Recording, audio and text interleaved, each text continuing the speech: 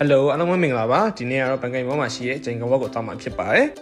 ပထမတည်းကပ်ပါကင်နာကတလေးကောက်စီးပြီးတတိယတည်းရောက်လို့ရှိရင်တော့ဂျင်ကဝက်ကိုရောက်ပါပြီဒါကတော့အဝင်ဝမှာတွေ့ရမယ် view ပါဒီဂျင်ကဝက်မှာတော့ကျွန်တော်နဲ့ရင်းနှီးပြီးသားဖြစ်တဲ့3ဆန်မျိုးစိတ်တွေရှားပါ3ဆန်မျိုးစိတ်တွေအစောအလင်းကိုတွေးရှိရမှာဖြစ်ပါတယ်ကဲအားလုံးပဲကျွန်တော်နဲ့တူလိုက်ကြည့်လိုက်ရအောင်ကျွန်တော်အခုဂျင်ကဝက်ထဲကိုရောက်လာပါပြီ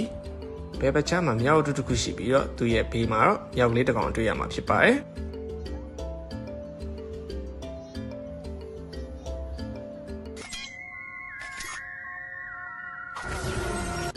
ဒါကတော့နွားဖြူလေးပဲဖြစ်ပါတယ်သူ့အစာလည်းကျွေးလို့ရပါတယ်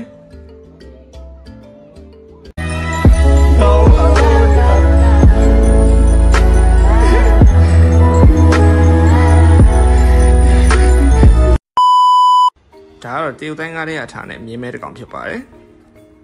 အခုမြင်ရတာကတော့လာကြည့်ရလူတွေကိုလိုက်ပြီးတော့ပြန်ဆက်စုနေတဲ့တောကြောင်လေးပဲဖြစ်ပါတယ်ကင်မရာဘူရှိုးရှိုးနေတဲ့သမင်ပေါက်လေးကိုတွေ့ရပြီးတော့ဘေးမှာသမင်ဖာသားနဲ့မားသားကိုလည်းတွေ့ရပါတယ်ဘန်ဘီကာတွန်းကားရဲ့သမင်လေးနဲ့တော်တော်လေးကိုဆင်ပါတယ်ဆက်သွားရင်လည်း Exotic Camp Cafe ဆိုတဲ့ဆိုင်ကိုလည်းတွေ့ရပါတယ်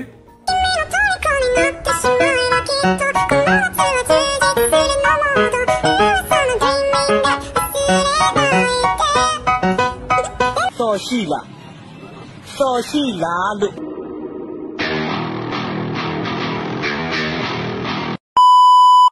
ဒါ Harry Potter ကားရဲ့အထာနဲ့စီးကွက်ပဲဖြစ်ပါတယ်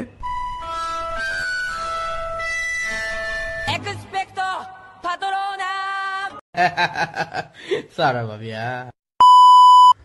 ဒါကတော့ရုံလုံးသွင်းတဲ့ငှက်လေးပဲဖြစ်ပါတယ်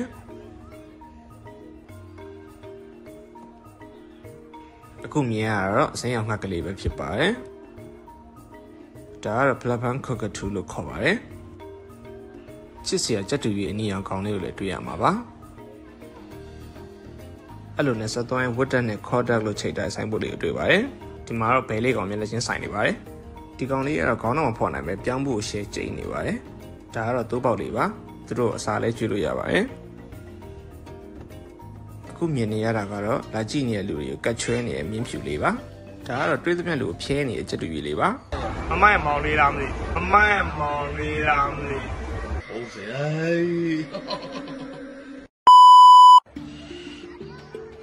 ဒါကတော့ကျွန်တော်ရောက်နေတဲ့ဘက်ချန်က overall view လေးပါချစ်စရာပျောက်ကြားဝက်ကလေးတွေကိုလည်းတွေ့ရပါတယ်သူတို့အစာလည်းကျွေးလို့ရပါတယ်လုံးလေးနဲ့ပြေးနေတာကတော့ hamster လေးတွေပါဒီမှာတော့ leopard cat ကိုမျိုးစားများရွတွေ့ရပါတယ်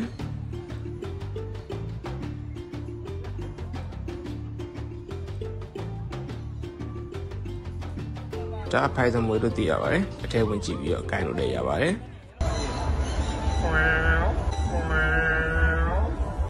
မစနဲ့ကွာမငိုချင်းလားဒါကတော့ AM မှာလိတ်ကြီးပဲဖြစ်ပါတယ်ဒီလိုနဲ့ကျွန်တော်တို့အပြင်ဘက်ဈေးတန်းကိုပြန်ထွက်လာခဲ့ပါတယ်ဒီကောင်လေးတွေကသူတို့ရောင်းဖို့အတွက်ထားတာဖြစ်ပါတယ်ဒီမှာပြက်စိမွေးခြင်းတဲ့လူတွေအတွက်လည်းပြက်စိရောက်တဲ့နေရာရှိပါတယ်